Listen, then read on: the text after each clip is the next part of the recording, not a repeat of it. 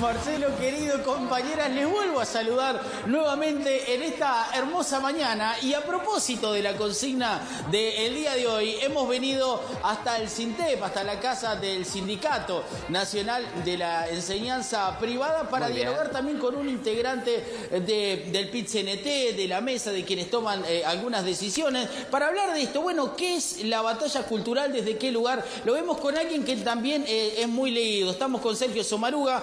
Bueno, Sergio, a ver, estamos hablando de batalla cultural. Hoy más temprano yo nombraba que, digamos, estos últimos autores, al menos Laje en Argentina, qué sé yo, que han creado teoría en estos últimos 5 años, se lo asignan a Gramsci por su obra Hegemonía Cultural.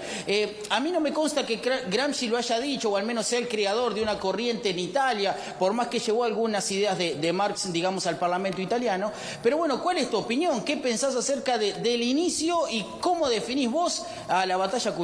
Bienvenido. Bueno, muchas gracias por la invitación, por invitarnos a pensar juntos y juntas con la gente.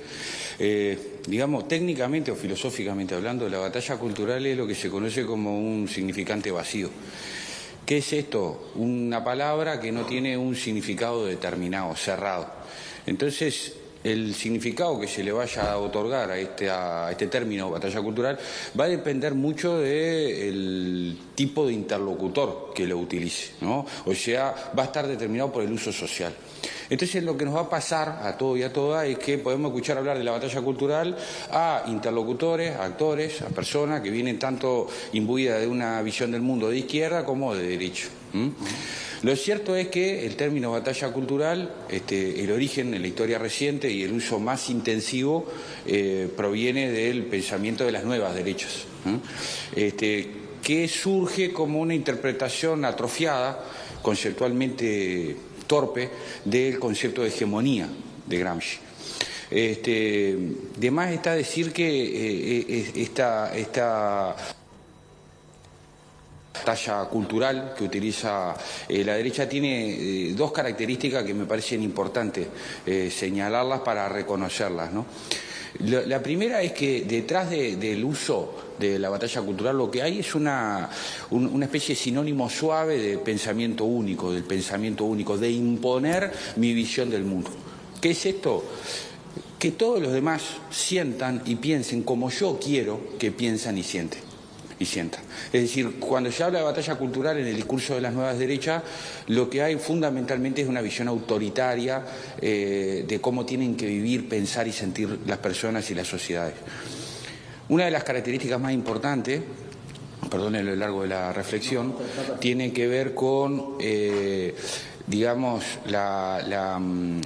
que las nuevas derechas utilizan la batalla cultural con un sentido negativo y reaccionario. No es que sea propositivo, no es que propongan cosas, sino que lo que hacen es tener un discurso de censura, de ataque, de menoscabo, de estigmatización contra la educación pública y los educadores, contra la diversidad sexual, contra la clase trabajadora y sus luchas, contra los artistas, el arte, contra el carnaval y la murga. Es decir, siempre lo que hay es un discurso que denosta. Detrás de la batalla cultural lo que hay es atacar expresiones culturales que promueven valores, creencias, formas de vida que están en contra de su visión autoritaria del mundo. Y una segunda característica de cómo usan las nuevas derechas la batalla cultural y las derechas en general es la defensa de lo políticamente incorrecto, ¿no? Y lo políticamente incorrecto parece como algo simpático, ¿no? Porque es decir, me animo a decir lo que todo el mundo piensa, pero nadie se anima. Detrás de ese aparente coraje intelectual lo que hay es una justificación para la implementación de discursos de odio, de violencia política, de descalificación. Esto, para ser bien claro, lo vemos en el discurso del presidente de Argentina, ¿no?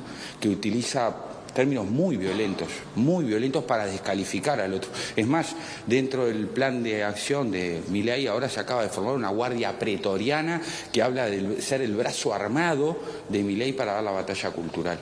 Entonces, estos movimientos muchas veces incuban giros autoritarios en la sociedad. Pasó con Bolsonaro, ¿no? Detrás del discurso de la batalla cultural se generó el movimiento Escuela Sin Partido, que se transformó en una acción de persecución sistemática contra las y los docentes que no enseñaban estrictamente lo que el gobierno quería que enseñaran, ¿no?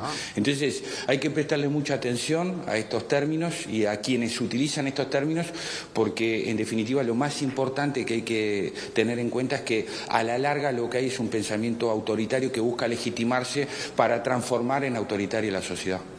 Entonces, Sergio, uno dice batalla cultural y uno cree que tiene que ver con la cultura, que es un concepto que si se quiere puede modificar algunas costumbres, no sé qué, pero en realidad no, es un proceso que siempre hace uso de la violencia hacia un otro, hacia una otra, digamos, es necesario para que esto se termine dando. La batalla cultural, como lo utilizan las nuevas derechas, es violencia simbólica primero, violencia verbal, para justificar y generar las condiciones de aceptación pública para otro tipo de violencias que en general implementan cuando llegan a los gobiernos y hacen uso del aparato del Estado, que es el que tiene el monopolio de la fuerza. Entonces eso le da como una legitimidad mayor.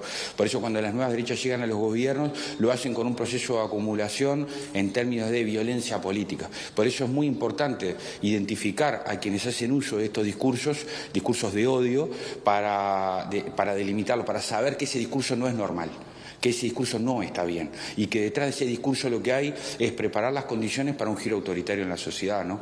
Cuando uno escucha, por ejemplo, a senadoras o a senadores hacer discursos que no tienen que ver con criticar, que está muy bien, con dar su punto de vista, con argumentar, sino con descalificar y con legitimar la descalificación como forma de hacer política, tenemos que estar muy atentos. Cuando escuchamos a un senador, por más que sea un senador saliente, decir que en la educación pública se adoctrina a las personas para que voten en determinado partido político, hay que estar muy atentos, porque ¿qué están diciendo ahí? Que hay un cuerpo que está enfermo y que hay que curar. Y para curar ese cuerpo enfermo, que vendría a ser la educación pública, porque adoctrina políticamente, cosa que es absolutamente falsa, entonces, bueno, vale la pena intervenir, vale la pena sacar a los malos docentes, vale la pena perseguir a los que piensan distinto. Eso es giro autoritario. Y eso hay que tenerlo muy presente, porque solo los pueblos culturalmente lúcidos, emancipados, críticos, reflexivos, son los anticuerpos para defenderse de este tipo de discursos que son de odio, ¿no? Y son de mucha violencia. La cultura para las personas, dijera Ortega y Gasset, es la única manera de mantenerse a flote, ¿no? En el mar de la existencia humana. La cultura es lo que nos ayuda a encontrarle sentido a las cosas, ¿no?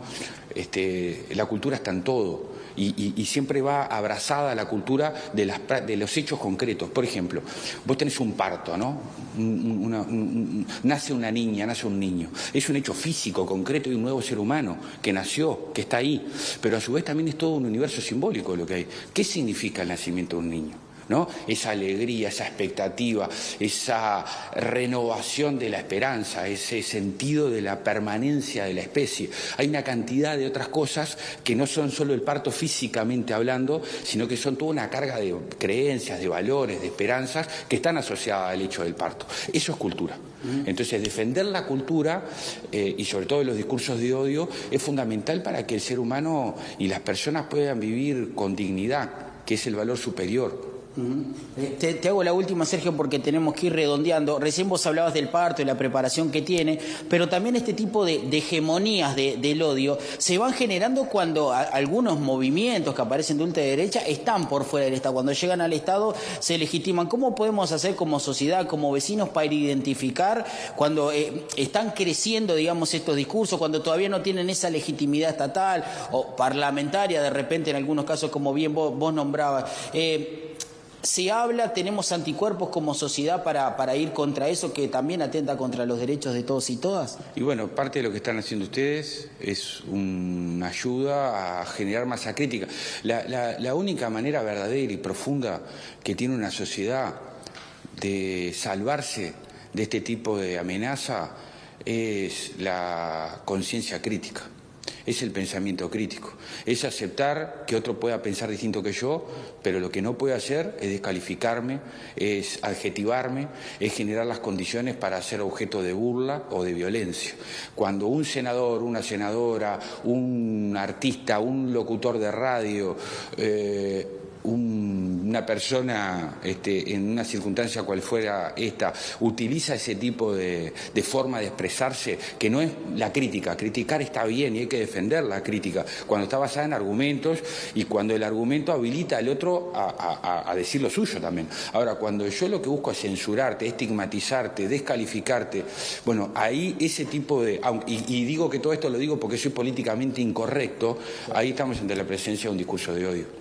Sergio, gracias por recibirnos aquí en la casa del SINTEP. Volveremos pronto por algunos otros asuntos. Muchas gracias. Seguramente tu testimonio ha sido mucho valor para nuestros televidentes. Bueno, eso espero que sea así, pero les agradezco mucho la oportunidad de ayudarnos a pensar mutuamente. Bueno, muchas gracias. Sergio Sommaruga nos recibió aquí para hablar de la batalla cultural, Marcelo, y yo que seguiré recorriendo esta hermosa ciudad a propósito de esta consigna. Gracias, Jota. Nos vemos en unos minutos.